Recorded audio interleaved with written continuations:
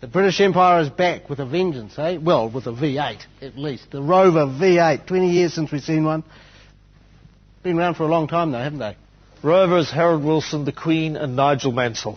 British Leyland encapsulated the entire class system in cars. They had a car for every stratification of their society. But in 1967, they put an American-sourced Buick V8 in. And that was another dimension for Rover. It was the next model, the P6, that sold particularly well in New Zealand. It was very well received. And just like its predecessor, the new Rover V8 has something very un-British under its bonnet. It's an American Ford Mustang V8. And to add to the identity crisis, BMW had a hand in the transaxle arrangement. For prospective buyers, it's a mechanical United Nations. It's said that buyer motivation varies from country to country. The Japanese buy cars based on their quality, the Americans buy cars based on their cost, and the Europeans buy cars based on their tradition. So here we're going to have a look at a traditional car. It's British. That's the first thing that I like about it. I mean, heaven forbid if all cars of this class were BMWs or Mercedes. It even has a little Union Jack on the back. Pride. British pride.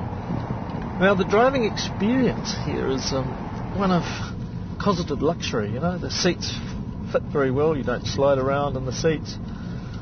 Curiously, though, almost the entire interior is made up of ovoid shapes.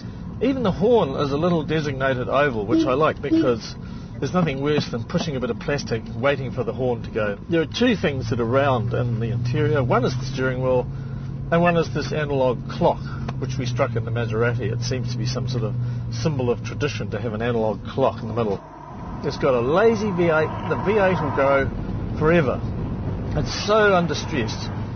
It's got lovely balance. It's roughly 50-50 weight distribution, so the gentleman in his mobile club can cruise all day in relative luxury. But the transmission's a little bit primitive, I have to say. It's old school, and I mean old school tie, and it doesn't have a Tiptronic override, which I think it should have because it limits what you can actually do dynamically with the car. It's a cruise car rather than a high-performance car.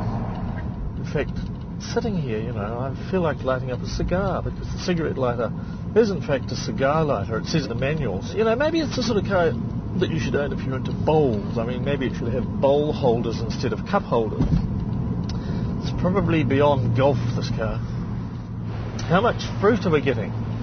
How's the orchard? Well, you're getting cruise control, you're getting xenon headlights, you're getting park assist at the back only, which is fine because normally your eyes are pointing forward, so you shouldn't hit things at the front. You're getting all the sort of air cons and climate control. You're getting a wonderful sound system. So it has some very thoughtful and slightly eccentric features, one of which is a little electric blind, which completely closes over the back window. And curiously, there's a cup holder on the passenger side, but not on the driver's side. I mean, the driver is allowed to have a coffee while he's going along, surely, if not an alcoholic drink. You do feel cocooned in this cabin. There is a sunroof, which does let in a bit more light, but you're certainly snug. It's really a revival of the old Rover V8. I think it's deliberately positioning itself as a sort of semi-retro British car with perfect road manners. You're getting a nicely balanced car which is surprisingly capable on the road. You're getting leather, you're getting a cosseted feeling. It has character. I personally find BMWs and Mercedes err on the side of sort of complete perfection and logic. This car's got a sort of eccentricity about it, which I like. It's beautiful, isn't it? It's like, well, it is the golden days of motoring. It does reflect that, and I think everything about this car is epitomised with its keyring.